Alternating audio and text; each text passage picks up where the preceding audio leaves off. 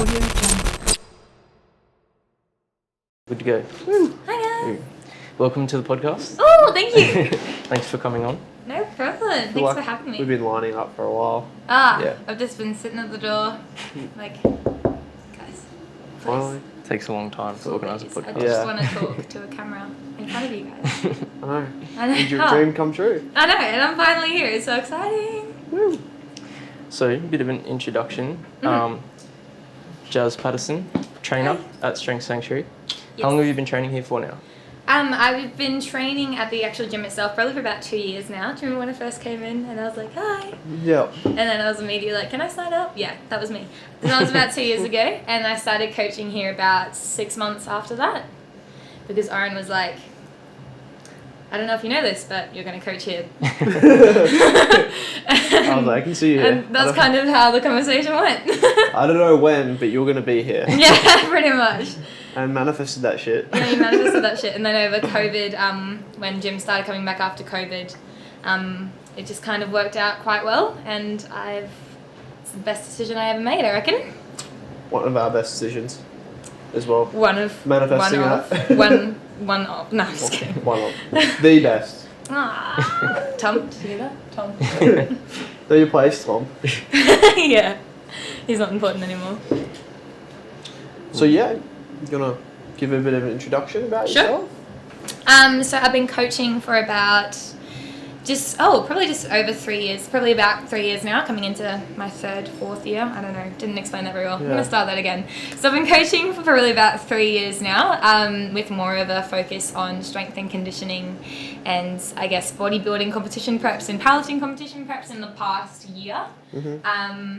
So yeah, since I met Tom Fox, who's another one of the coaches here, I've been able to learn a heap more about just coaching in general, and it's kind of opened up some more doors for me, which is awesome. And also coming here actually has been exposed me to heaps more new opportunities, which has been great. Just through the conversations you've had with people? Yeah, through the conversations that I've had with people, the coaches here have had completely different experiences to the ones at the previous gym that I was at. So it's been, and obviously a lot more experience. So it's been awesome just kind of seeing where the gaps in my knowledge were and being able to fill them, I guess. Yeah. And still in the process of filling them, but kind of little by little learning more so that my coaching improves, which has been awesome. And also just like the variety of clients that we get here is different to that you would get at a commercial gym. So it's kind of challenging when someone says, I want to do a powerlifting prep, and you're like, sweet, I don't know what that is or how to do it, but I'm going to learn. Do you feel like the average person like that would come here to get coaching would be a little bit more dedicated and a little bit less flaky than your average client that you would get in other gyms, like in a more commercial space?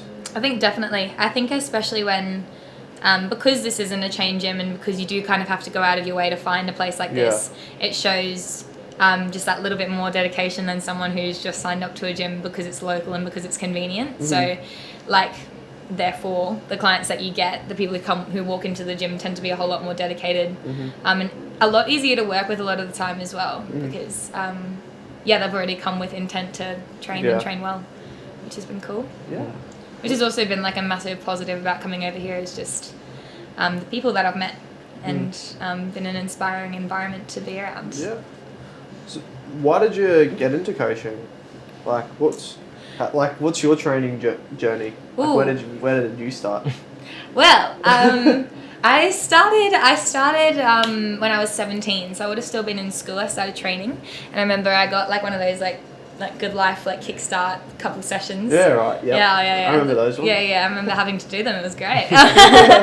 And I got some of those, and I just wanted to build muscle and get stronger and look better, basically. That was the whole driving motivation. And then pretty quickly into that, I broke my spine and had to stop training for a bit. How old were you then? I was 17 then. So you were in school still?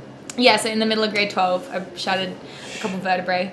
Yeah, right. Which vertebrae did you break? T11 and 12 kind of crushed together. Right. I think there was one other one as well that kind of got a little bit of Yeah. Did you do little that bit of training? damage. Yeah. Yeah. So I did a little bit of damage. You do this and then your spine. Yeah, I was doing this and my spine was like, bro, no. No, I was squatting and I was very new to squatting. And I was just squatting a weight that I shouldn't have been squatting. Like now I would know how to get out of a squat if I couldn't get it up, but back then I was probably within 3 months of training. So Yeah, sure. the only way was up, and if you don't get up, you break your spine. Yeah. Oh, so you failed it. Yeah, so I failed it, Yeah. and I just, instead of throwing the weight backwards, I just fell onto my tailbone. Oh, and with the weight and crushed, then it crushed, yeah. Yeah, fuck. So the whole, fuck indeed. The whole fracture was just all crushed vertebrae together. Yeah, right. But yes, anyways, going back to how that intertwines with my story. Yeah. So that happened. Had to have about 6 months off training. And then I got back into training and pretty quickly decided I wanted to do a bodybuilding comp. Which came definitely from a place of not being happy with how I looked and a lot of body dysmorphia. I also had a bit of a history with eating disorder issues in school that I kind of just had not worried about and kind of brushed off, which I should have paid more attention to before going into that contest prep. Do you think that, doing the bodybuilding show, so young, were you in school at that point? I was a year out of school. Do you reckon you, unconsciously use that as a reason to justify, any eating problems? Because you could, because you're getting lean, you had to, do you think, just a random thought? Yeah, I think a lot of it was, it's almost like you're forced to stay on this diet, you're forced to do it. No one's forcing you, but it feels like that. So that's kind of... And you can tell yourself it's okay because you're doing it for the purpose of the competition? Exactly. Yeah, exactly. So you're like, I'm going to impose this incredibly restrictive diet on myself and I have to stick to it now because if I don't, how embarrassing. I think that was... You need to do your best. I think that was the driving force behind it. And anyways, so after during my contest prep, I was studying to be a PT because that's what my best friend Megan did and that's what I wanted to do. So that's how I got my actual certifications in PT, I guess. And then after the contest prep, it was pretty downhill with my eating. And that was at the same time when I was trying to start a PT business. So it was quite challenging. Yeah, wow. Yeah, especially being in an environment like the gym that I was at was not very... supportive of anyone who had issues with food. It was very aesthetic based. So if you didn't look good and you weren't looking the part, you kind of looked at negatively.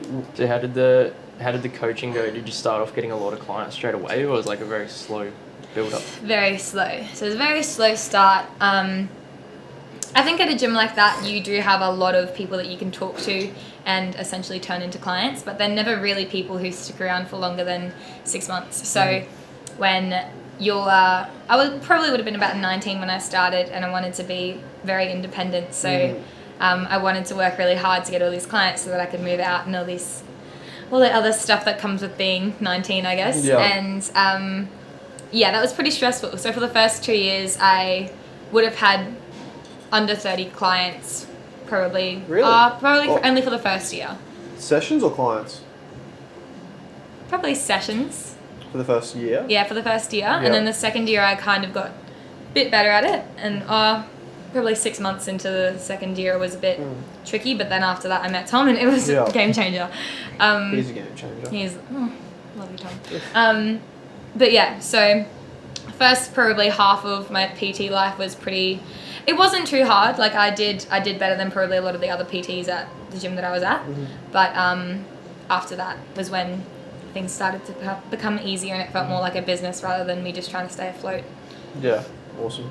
Where you would just get people coming to you organically? Yes. Yeah, coming to you organically through referrals and not just because they were signed up to you at a gym.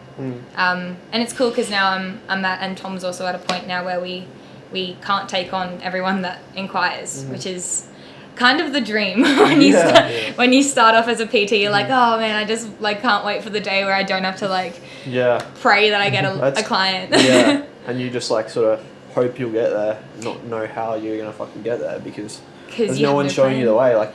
You have to seek out that knowledge. Yeah, Exactly. So it's been awesome. Like I'll say it again. It's been awesome meeting Tom and coming over here because it's been a total game changer for myself and just the learning opportunities and stuff. Have you had a few mentors, or is Tom sort of like the first one? I did have a few. I think the ones that I had Megan, so she is my best friend, and she's the person who kind of got me into this. She was awesome. She knew a lot by herself, studied a lot by herself, and she just had a lot of knowledge, a lot of basic knowledge, but a lot of knowledge that other people her age wouldn't have had. Yeah, she was getting results anyway. Yeah.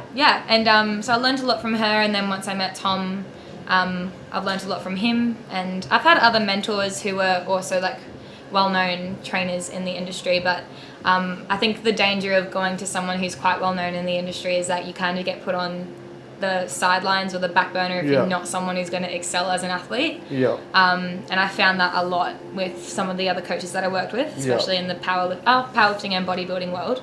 And I think that's kind of what Tom and I try to avoid, is everyone, if they want to learn, should have the opportunity to learn, regardless of if they're going to be the next bodybuilder or powerlifter. As long as they're willing to do the work, you know. Yeah, if they want to learn, then they should have that opportunity too. So it's kind of a bit of that. You were training for a powerlifting competition, weren't you, before your injury? Before I broke my ankle, yes. I've done a powerlifting comp, and I was going to do a couple more this year. Had some issues with my eating disorder having a bit of a lapse towards the beginning of this year, because I try to be as transparent about this as possible, but at the time it was really embarrassing for me, so I didn't talk about it. But we tried to weight cut for the powerlifting comp at the beginning of this year, and it didn't go too well, so we had to pull out of that comp. Then we were going to do another one, and then I broke my ankle. Vibes. You're doing really well, like for the second one. It was going really well. Yes, was finally hitting some numbers that I was really proud of, but that's okay, we'll get back there. It's just a little speed bump, breaking your ankle. So you're still going back on track with training for powerlifting? I think I was a little bit, when I first got back into training, it was a little bit of an ego punch when all your numbers are just cut in half coming back. Not even cut in half. It was sucked. I was back to squatting 30 kilos, and even then I was like, I can't fucking do it. And it was so I hated it so much so that I was like, fuck this, I'm gonna try something else entirely. And then I was like, no, that's silly. You enjoy this. So we're getting back there now. It's slowly building back up, but it'll be relatively quick, I assume. Yeah, cool. So how did you go from, because you originally said you were going to do a bodybuilding show. Yes. And then when did you change to deciding to do powerlifting instead?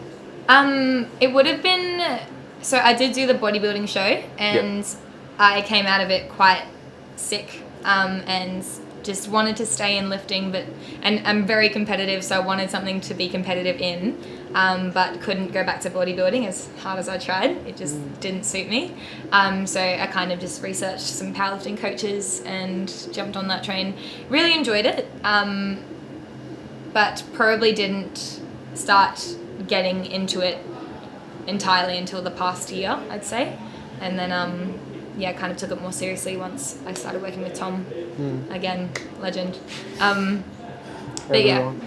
So that transition was probably more to do with the fact that I couldn't handle the dieting within bodybuilding rather than the actual training style. I do enjoy bodybuilding training. I think it's quite fun. Just can't do the diet. So that the hardest part's the training, and then sort of a bit more flexible with the diet and the powerlifting. Yes, totally. So as long as you don't do a weight cut. So is your goal to go up a weight class, do you think, long term? Just so that you don't have to worry with that, or just get to a point where you can be okay with doing a little bit of a weight cut? What's your goal with that? I guess that must be a bit of a struggle knowing. Because you want to get bigger and stronger, but then part of you is you want to get into a lower weight class as well. I think we're trialing a bunch of different things at the moment, so just to kind of play around with what I can and can't do that does and doesn't trigger some negative behaviours around food. So at the moment I'm working with someone named the Sports Dietitian, if you've heard of her, but she's awesome.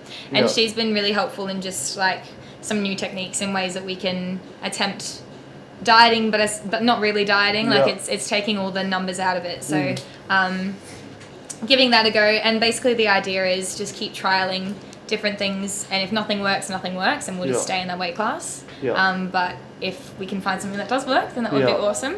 And also it's good working with her and other people, because, you know, with my own clients, if someone's got issues with food, you don't want to just be like, oh, well, I guess you can't diet then. I guess you can't do this. Like, I feel I'm a very strong believer that you can find a way that is suited to you.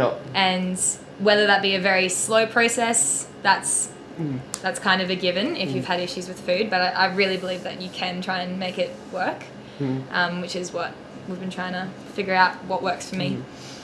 Is that, what were you going to say? I was going to say, it sounds like it's like a really, obviously not positive experience, but it's good that you have that experience to be able to transfer it to your clients and like have a better understanding of that. Yeah, I think that's been honestly such a blessing in disguise. Like, I wouldn't have it any other way. I think so many girls, and girls are the people that I work with most, so many girls have, if not eating disorders, they have issues with food, and whether they realize it or not. And we get taught from such a young age that you should eat as little as possible all the time. And it's just eat less, eat less, eat less. And I think one of the things that this whole experience has taught me is that we need to be really teaching girls that that's not true. And the more that we can push that notion of, no, you do need to eat, and you do need to eat a lot of food, the better off a lot of younger girls are going to be, and older girls. It's like how many people's bodies are just like shut down from like not eating enough food. Constant dieting. Yeah. It feels so much better for just having a bit more and restarting your metabolism. Yeah, exactly. So building your food up and getting it to a place where you can eat a decent amount of food without gaining weight. Yeah. It's a little bit. Yeah, go on. I was going to say, like, even though you've had those relapses and you're like, maybe feel like, oh, well, I'm like still struggling, but people are coming to me for like help. It's like, that's, like you said, a blessing, because you understand, like you 100% understand, and you've like learnt sort of ways to deal with it, and you can share that with other people. It's like, it's not like you don't have authority because you're still struggling with it. It's like you fully understand because you've been through it. So exactly, that's awesome that you've like used that to help other girls, and like they know that you know you're open about it, like you struggle with that. It's good. I think people, and you would know this from having the gym, but people appreciate realness more than anything. So if you can be honest about the fact that, you know, shit's not always going to go the way that you want it to go, people are always going to be able to relate to that. So I think it's a really important thing to be talking about with females and males, just that, you know, this sort of stuff is quite normal. And so common. Pardon? So common. Like, and you would be so shocked at like the amount of people. Like, I would say probably 70 to 80% of the girls that I train have experienced some issues with disordered eating, if not more than that.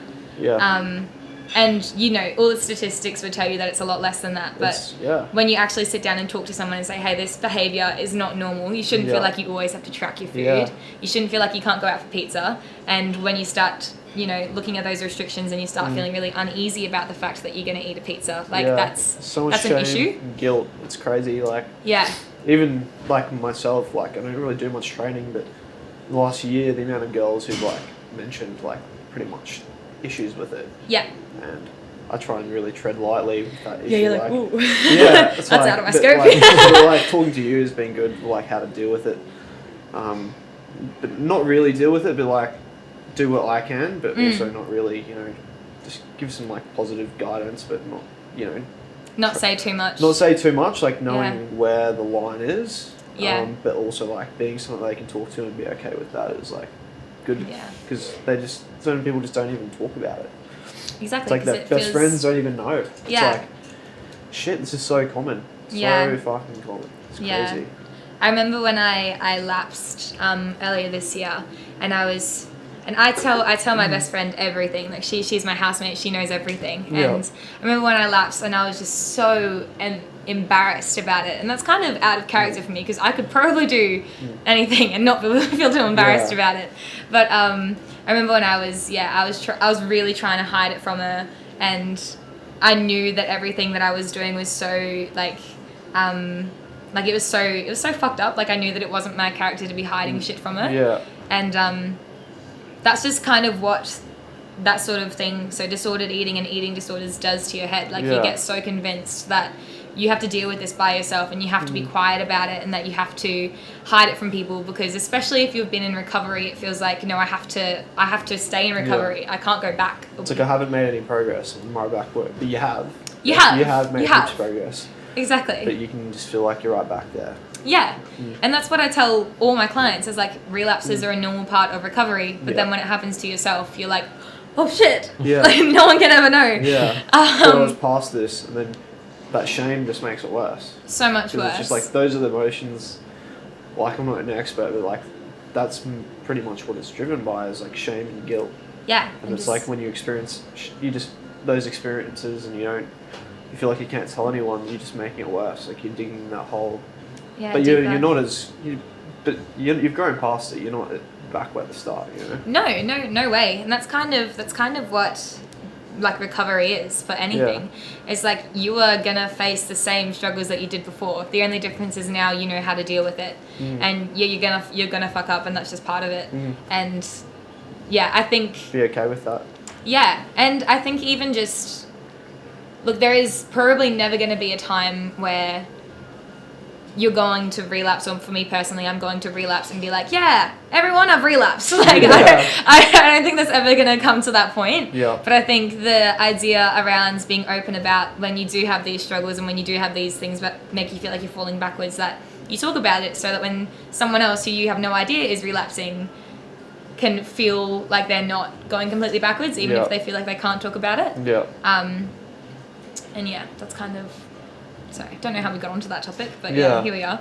Yeah, no, that's fine. I feel like it's made harder, like as a coach, because you're supposed to be someone that's advising people on how to deal with this, and like dealing with it yourself. Yeah. Like, I know personally, I feel like I should be like an expert at training and like never miss a session, because I'm like trying to tell people You're a PT, how they should be training. Like everyone assumes because you own a gym, you're like going to train 3 times a day and be the biggest bodybuilder. It's like, no, it's like actually harder, because after like you're in business mode, and then you have to flip a switch, and sometimes you got to put that mask on. It's like, like I want to help you, but don't feel like I can help you because I'm experiencing the same problem.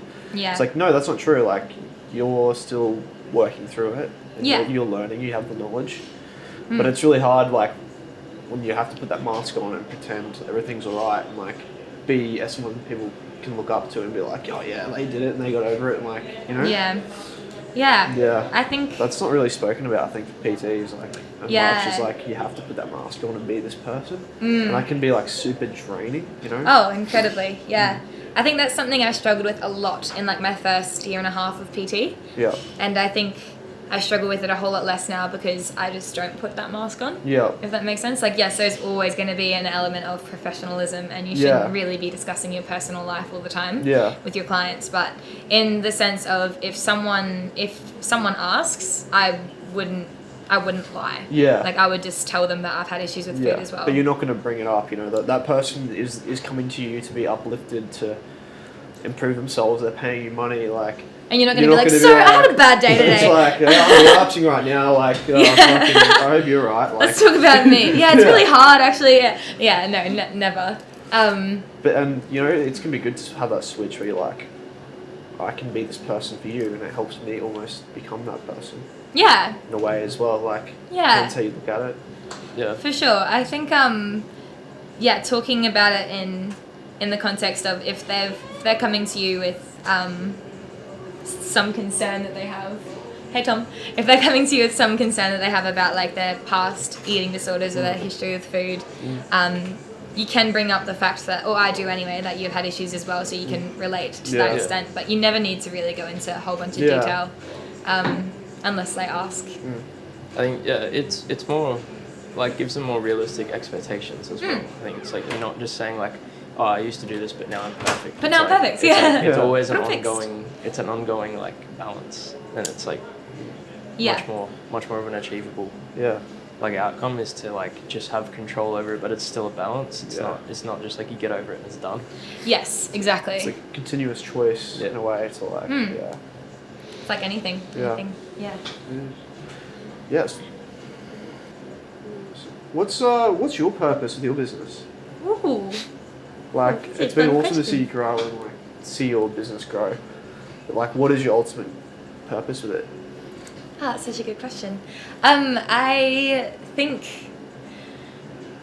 it's probably changed over the past. I think if you asked me that question maybe this time last year or a little bit earlier, it would have been, I just want to have like a bunch of clients and I want them to all do really well. And I want them to have really good results. And I just want to be known as like this coach who has heaps of knowledge and can produce really good results. And I think now my purpose is more, I want to reach as many young, in particular, that's my niche, younger females, and just give them as much good information as possible. So whether that means I coach a whole bunch of people is kind of irrelevant. It's more like I just want to really preach good behaviors with food and good behaviors and healthy behaviors with training. And down the line, when I've finished my degree in dietetics, I would love to work with girls and guys who have issues with eating disorders, especially those who are in like sport specific industries, because that's something that is very important to me, and having like the ability to kind of speak into where they're at and give them tools to handle what they're going through. Yeah, it's awesome. And you've already been doing that with like, you did your first seminar this year with Tom. Yeah. And that was really good. Yeah, that was Everyone said they really got a lot of value out of it. That's good. Yeah, that was nerve-wracking as hell. I spoke I've never spoken that fast in my life. It was ridiculous. I've never explained a period so fast in my life. But yeah, no, it's been really good, like meeting Tom and you guys as well, and having people who are kind of on the same page, because the industry is really split with people who genuinely want to do training and nutrition well to be healthy, and people who want to do it to abuse it and to become as lean as possible. And there's always going to be that split. So it's been growing though, like the light. The light is growing. But it is though, like there's a lot more people talking about this stuff than I reckon 2-3 years ago. For sure. So were you at the start, when you first started, when you were still in school, were you going to uni for something related to training, or was it something else? No, I was at uni for, what was it? International Security Studies. Yeah. Yes, so something entirely different. So when I first came out of uni, I had no intention of doing anything in the fitness world. I wanted to be a spy. And really? Now that I've told you that, I can never be a spy. But I wanted to work with like the Australian Federal Police or something like that, something along those lines. And then I got like 1 year into that course and I was like, fuck this, and went into PT. And crazy. Here we are. Yes. And then I wanted to do paramedicine for a while. But I feel like the whole time I've kind of known that I wanted to stay in this industry. So that's when I switched to dietetics. Yeah. And that's where we are now. And I'll check in next year and let you know if it's changed. Do you feel like you get bored with things easily, or you just get like fixated on one thing? You get like really hard at it? Yeah, I think especially with uni, I think because it's such a daunting thing, because I will do uni part-time. So any uni course that I do is like a 7 or 8 year commitment. Yeah. So every time that I start it, I'm like, you better fucking know that you want to do this before you get like 3 years in. But I'm pretty set on dietetics. I think mainly because I've already done a fair bit of work in that industry, like with nutrition. Yeah. And I love it. So any uni course is probably going to have its not boring parts. The whole thing is going to be relatively boring. It just is what uni is. Yeah. But once you get out of it and you have the qualifications, I think it's going to be really rewarding. Yeah.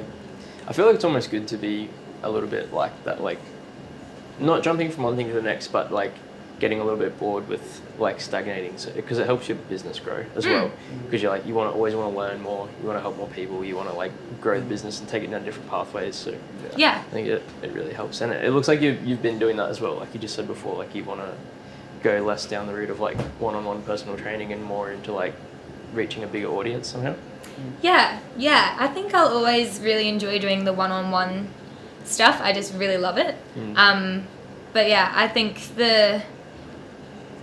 as much as I don't love social media, I think one of the best ways to get information out there is through social media. So, if we can kind of combat all of the negative information that is being put out there around how you need to diet all the time and how you need to train to look a certain way, if we can kind of combat that with ways of assisting your body and being healthy and training and nutrition protocols that don't encourage fat loss all the time, but actually encourage, bone density when you're 70 and things that matter. I think that's probably where I'd really love to go over the next 2 to 3 years. Yeah. So just growing your social media, is that how you want to have your impact? And I think for now, social media is a very big part of it. Yeah. I think I want to have the biggest impact just through a very organic referral system. So if people say that they've learnt stuff from me, then they refer that through to their friends. I think as much as I wish we could do that without social media, I feel like it's become so important. So yes, probably. I'm really trying to dance around saying that I want to grow my social media, but I think that's the best way to get information out. It is the way to do it. It's just the harsh reality. It really is. I wish I could get rid of Facebook. I hate it. Bro. You have to have it. If you're a business, you'd be silly not to have it. Yeah, exactly. You can do it without it, but you're probably more likely to reach more people. Not probably. You're more likely to reach more people. Yeah, well, it's free advertising. You'd be pretty crazy not to take it. And exactly. But yes. I feel like you need to have really good boundaries with it, because you could, it's just there all the time, switching off from it. I'm going to post at this time and share this information, not get caught up in the whole world of it, and you can waste so much of your life just so much. I need to grow this, and it's just numbers, you get so obsessed with it. It's trying to find that balance between focusing on your purpose and then reaching people. I think that's it's hard, and you can only know through doing it where your social media is going to go. I had no idea where we were going to go with the social media when we started. Just started doing it. Just gave it a go. We just you create that meaning over time and through your experience. And through the feedback you get as well. I feel. Yeah, I think it's hard to get that balance. That's kind of where social media and just organic referrals kind of go hand in hand, where you can have your content there, but you don't have to spend all of your time on it to produce good content. So exactly. if people find things on your page really helpful, they can show their friends. Doesn't have to be because you spent every day for the past 2 years making posts. I think that's kind of what I've been trying to do, is less just quantity and more quality. So things that people can take and then directly relate to their life. And while that's going to mean a slower growing rate because I'm not posting as regularly, I think that's more important. But yeah. A lot of people reshare your stuff, which is the best. It's the best way. Every time someone reshares it, I'm like, I'm famous. They're reshare this story, and I'm like, reshare that reshare, just so people know. I feel like your social media is you've done quite well, because it's good information but simplified but not oversimplified. It's simplified to a point where you can understand it without much prior knowledge, but it's just got enough information in the the body, the text that you provided, that you can sort of figure out exactly what you're talking about. Oh, that's good. It's good to hear. I think, one of my pet peeves with Instagram posts is there's not heaps of them out there. There's more now than there was previously, but when people who obviously are very intelligent, they post something on Instagram and they're like, so this is why your femoral position in an anteriorly loaded barbell safety bar Zercher squat, and they just use all this terminology that is so unnecessary, and you read it and you're just kind of what language is this? Yeah, so that's kind of what I'm trying to not do. Yeah, keep it so simple. Keep it very simple that, like, I could understand it if I was reading it maybe 3 years ago. Yeah. So that kind of information appeals to, like, you know, less than 1% of people, whereas, like, it's very niche. Simplify it a little bit and you're appealing to, like, 99% of people. So it's like... Exactly. Yeah, and you can still sound and be intelligent without having to use words that no one understands. I feel like you need to be able to simplify things though as well, being a coach, because a lot of your clients are just going to be like your general population clients that don't have a in-depth understanding about like muscles and joints. And if you say things like external rotation and like scapular and stuff like that, they're like, what do you mean? Just like, turn your shoulder out, like, oh, that's pull your shoulder back, pull your boobs up. That's it. Hey, like your average Joe, even if they're someone who's like an experienced powerlifter or bodybuilder, they're still not going to know a lot of the terminology a lot of the time. So being able to simplify things like that is very important. Yeah, definitely is. What advice, it's a big question, would you give your younger self? I've never been asked this question. I've always wanted to be asked. Don't know why I've wanted to be asked, but I just wanted to be asked. What advice would I give? Things then. Okay, but what advice would I give my younger self? Like, how young are we talking? Let's say 18. Like you've just broken your spine. Just broken my spine. You've just recovered from breaking your spine. So like 4 years ago, me. But it doesn't have to be just you. You're young, just your younger self. Like. My younger self. Okay. You go back and talk to her. She's just recovered from breaking her spine. She's just recovered from breaking her spine. She can start to lift again. She's starting to be a spy. She's studying to be a spy. Probably a couple of things. The first one's probably quite generic and quite standard, is just give less shits about what people think. People are always going to have an opinion, and that everyone says that when they say, what would you say to your younger self? But it's so true. Like, I've probably only just in the past year gotten to a point where I care a lot less about what people think, and I still struggle with it. And I think if I spent more time just keeping my head down and working, I would have been a lot happier. Regardless of if I would have gotten more work done, I would have been a lot happier. The other thing is probably another two things. First one is research more. So just research. I just love research, and I wish I got into it sooner. And I've always enjoyed it. So I don't know why I stopped when I left school, but there was a good 2 years there where I didn't really have much of an interest in anything, and I wish I spent that time learning, because I would have been able to come into this industry with more information than I have now.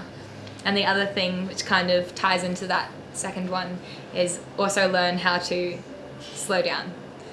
So you can work so hard at such a young age that you forget that you're only 20 or you're only 21, and you kind of miss out on spending time with your friends and your family because you're too busy trying to be the best in an industry that probably isn't really going to matter to you too much in 20 to 30 years. Or it might, but in the scheme of things, there are other things that are more important. And I think I spent so much time when I was younger, like 20, 21, so really like only 2 years ago, and probably still do now, spend so much time trying to grow a business or learn more or work that I didn't spend time with my family and my friends and people who are important to me. And trying to create that balance rather than just saying working hard is always the better option. It can be really toxic that, hustle 16 hours a day, you've got to work like to be the best or like be successful. Like, that's just something, just a belief, really. Yeah. You can find balance and be happy. And yes, have a better and be mindset. successful. Yeah, because your mind is clearer, you can see things more objectively because you're well rested, and you find much better ways of doing things than just being busy. Just working yourself into the ground. Yeah, it's very easy to be busy. Yeah, and that's the thing, like you even see it with like nutrition protocols and competition preps. It's like you can have someone who is working really, really, really hard, but if they're doing a shit job of working hard, they still might not look very good when they get on stage. They're super stressed the whole time. You just stress and you just run yourself into the ground. And like a really good example of that is someone who has a way too low calorie diet coming into a bodybuilding contest prep. They are starving and they've worked harder than everyone else, but that doesn't guarantee you anything. In fact, you might look worse. You might look like the worst person on stage. It's like a competition of suffering. I can suffer better than you. I can suffer the most, yeah. And it's like, actually, you're going to be way more stressed. You're going to lose more muscle mass. It's like not going to help you. Like, and it kind of it ties back into just general life shit. It's like you can work incredibly hard and that's impressive, but whether or not that's necessary is an entirely other story. Yeah. So if you can figure out what's necessary and know that you're doing enough to meet what's necessary, and that's kind of all you need to be doing. Because it's been very easy to slip into the whole I just need to spend all my time working and feeling guilty if you're not working, and I think that's not a great mindset to have as a 20-year-old. Yeah. But yes, it's probably it. Yeah. And you said you had 3 things. Yeah, those are the 3 things. Okay, is that 3? Yeah, there's 3. I just got They all just tied them together. Yes. So, Whoa. Thank you very much for coming on. No worries. It's been a good chat. It's been very Thanks interesting to learn about you and how you structure your business and what your goals are. Yeah. It's like you don't know these things until you actually just like sit down and chat about it. Have that conversation, yeah. Yeah. Thank you so much for having me. No worries. Great. Cool. Great to be here. We'll do it again. Get 10 pieces of Instagram content out of this one. Oh. Good. 10 reels. So grow that social media. Yeah, exactly. Thanks so much, guys. All right, no problems. Appreciate it. Ryan. I'm gonna do Go it as on. well. Ryan, go on.